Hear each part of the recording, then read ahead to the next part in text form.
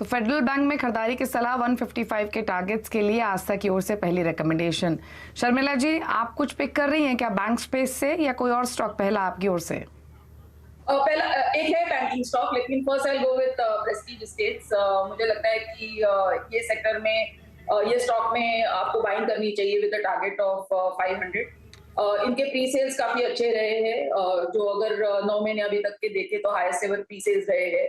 उसके साथ साथ जिस तरह से वो अलग ज्योग्राफीज में एक्सपैंड कर रहे हैं, ये बैंगलोर बेस्ड उनका पहला बड़ा प्रोजेक्ट बैंगलोर में था, लेकिन अब मुंबई और हैदराबाद में उनकी काफी अच्छी प्रेजेंस बनी है। उसके साथ साथ अब एनईआर और एनसीआर और पुणे को भी ये टारगेट कर रहे हैं।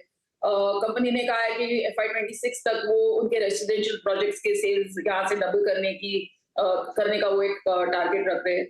और उसके साथ साथ I think as a residential projects grow, काफी उनके पास उस तरह के प्रोजेक्ट्स है। बम्बई में आजकल उनका काफी हम जगह पे बिल्डिंग्स देख रहे हैं। उसके साथ साथ उनके जो कमर्शियल प्रोजेक्ट्स है वो भी आगे चलकर स्टेबलाइज होंगे। सो इन सब चीजों को देखकर मुझे लगता है कि रियल एस्टेट स्पेस में ये एक ऐसा स्टॉक है जो आप बाय कर सकते हैं ये लेवल पे। और जैसे मैंने कहा 500 टारगेट रहेगा। ओके, तो प्रेस्टीज एस्टेट है शर्मिला जी की ओर से पहला स्टॉक। 500 के टारगेट्स को एक्सपेक्ट करती हैं और ये स्टॉक आप ऐड कर सकते हैं। आशीष महेश्वरी भी हमारे साथ अब कनेक्टेड है। Ashish ji, welcome to CNBC आवाज़। होली की ढेर सारी शुभकामनाएं आपको।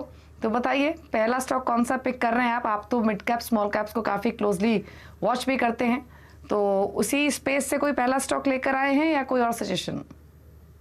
सबसे पहले तो होली के पावन पर्व की CNBC आवाज के सभी दर्शकों को बहुत बहुत शुभकामनाएं।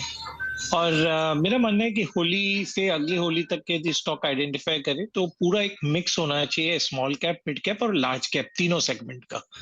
और वहां पे इसके अलावा हमने देखा पिछले 2-3 महीने काफी खराब रहे हैं स्मॉल कैप स्टॉक्स के, बट उसके बावजूद जो स्मॉल कैप स्टॉक में आपको बता रहा हूँ वो आउट परफॉर्म करता रहा है और आगे आने वाले समय में भी काफी अच्छा परफॉर्म करेगा।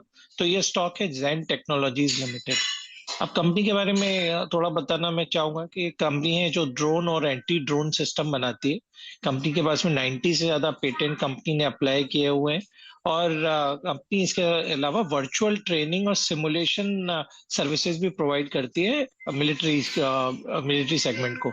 तो मेरा मानना है जितना ऑर्डर बुक कंपनी का अभी तक इस साल का रहा है, उतना ही बड़े ऑर्डर्स मैं उम्मीद कर रहा हूँ कंपनी को मार्च क्वार्टर में जब नंबर्स आएंगे तब मिलने की संभावना है।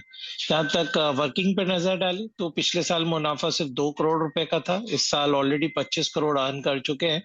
और मेरा मानना है करीब 40 से 42 करोड़ का प्रॉफिट कंपनी इस साल रिपोर्ट करने वाली है। तो ज़ेन टेक्नोलॉजी पे बिल्कुल निगाह रखनी चाहिए और 400 से 450 का लक्ष्य अगले 1 साल के लिए आप इसमें सेफली अज्यूम कर सकते हैं।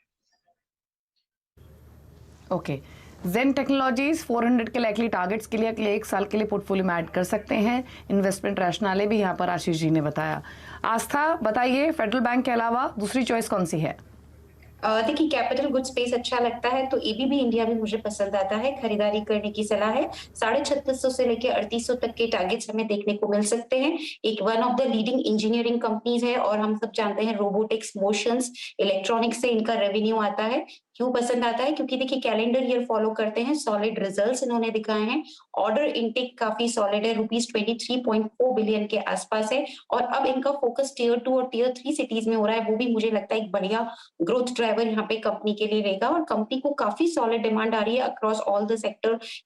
जिस तरह से रेलवेज का इलेक्ट्रिफिकेशन हो रहा है, डेटा सेंटर्स, वेयर हाउस, सब जगह से सॉलिड डिमांड है। तो कैपिटल गुड स्पेस का ये काउंटर मुझे पसंद आता है, लॉन्ग टर्म के लिए रखने की सलाह है। टारगेट्स के साथ 3650 से 3810, 3815 की।